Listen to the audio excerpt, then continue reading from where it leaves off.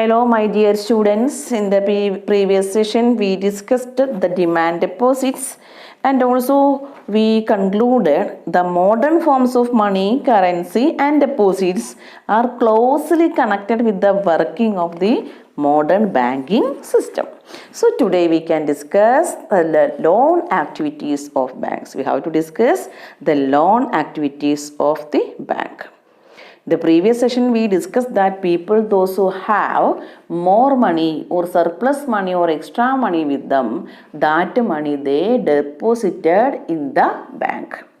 So here our question is that what do the banks do with the deposits which they accept from the public? Here an interesting mechanism at work here. Banks keep only a small proportion of their deposits as cash with themselves. For example, banks in India nowadays hold about 15% of their deposits as cash. Why they kept as 15% of cash in the bank? Because it is a provision to pay the depositors who might come to withdraw money from the bank on any given day. So here, last day, we already studied that the people also have the provision to withdraw the money as and when they require. So expecting the people, those who need to withdraw the money, banks kept 15% of their deposits as cash. So this is kept as provision to pay the depositors who might come to withdraw money from the bank on any given day. Then the remaining money. Banks use the major portion of the deposits to extend loans.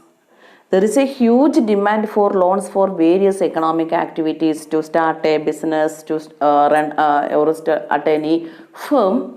There is a lot of demand for loans for various economic activities. And banks make use of the deposits to meet the loan requirements of the people. So the remaining cash banks use for the loan requirements, to meet the loan requirements to the people.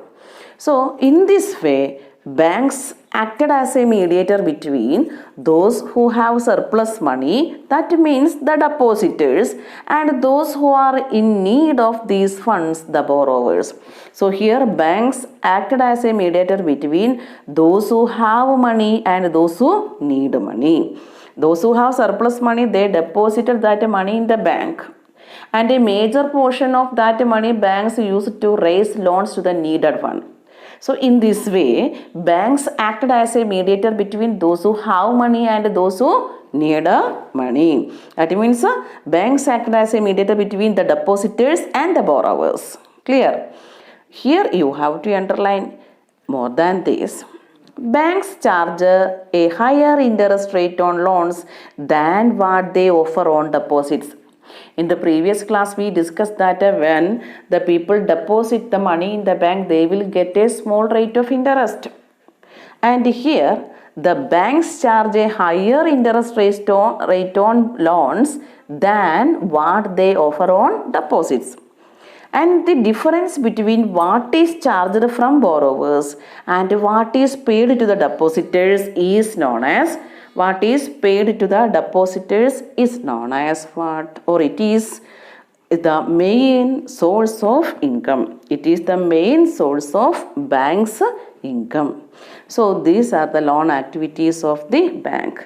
Banks, what they do, act as a mediator between those who have money and those who need money. And banks also charge a higher rate of interest on loans what they offer on deposits. And the difference between